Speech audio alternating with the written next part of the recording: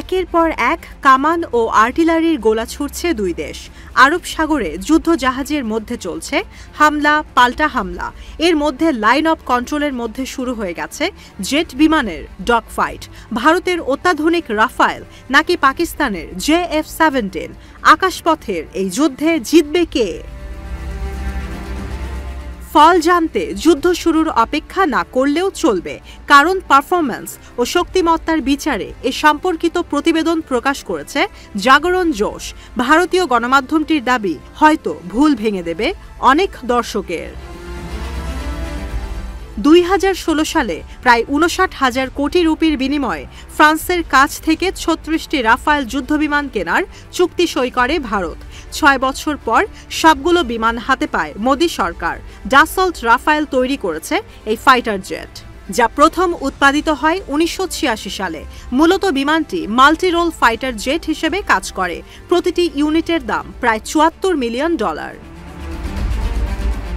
বিপরীতে চীনের সঙ্গে যৌথ প্রকল্পের আওতায় 1999 সালে JF-17 থান্ডার তৈরির কাজ শুরু করে পাকিস্তান।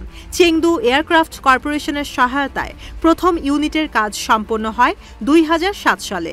মাল্টি রোল কম্ব্যাট এয়ারক্রাফটের প্রতিটি ইউনিটের দাম রাফায়েলের 3 ভাগের 1 ভাগ বা $25 মিলিয়ন।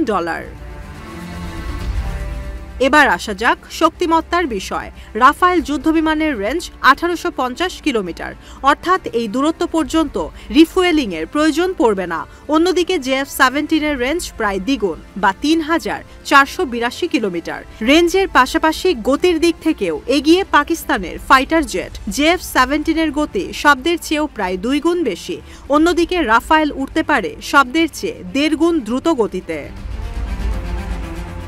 রাফায়েলে সংযুক্ত রয়েছে 30 মিলিমিটারের সিঙ্গেল ব্যারেল ইন্টারনাল ক্যানন, যা 125 রাউন্ড গোলা ছুড়তে পারে। 14টি এক্সটার্নাল হার্ড পয়েন্টে এয়ার টু এয়ার ও এয়ার টু সারফেস মিসাইল বহন করা সম্ভব। উল্টো দিকে JF-17 এর ক্যাননের আকার 23 মিলিমিটার হলেও এর ব্যারেল দুটি, তাই একাধারে বেশি রাউন্ড গোলা ছোড়া সম্ভব।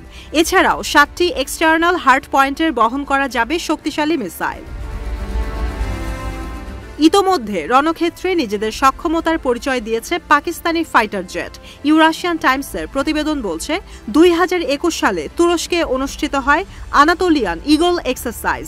4 দেশের আকাশ মহড়ায় পাকিস্তানের JF-17 থান্ডার ব্লক 2 এর মোকাবিলা করে কাতারের রাফায়েল। ডগ ফাইটের সময় প্রতি 6টি রাফায়েলকে ভূপাতিত করার ক্ষেত্রে বলিদান দিতে হয় 2টি JF-17, অর্থাৎ যুদ্ধ শুরু হলে একটি পাকিস্তানি ফাইটার জেট 4টি ভারতীয় যুদ্ধবিমানকে ধ্বংসের জন্য যথেষ্ট।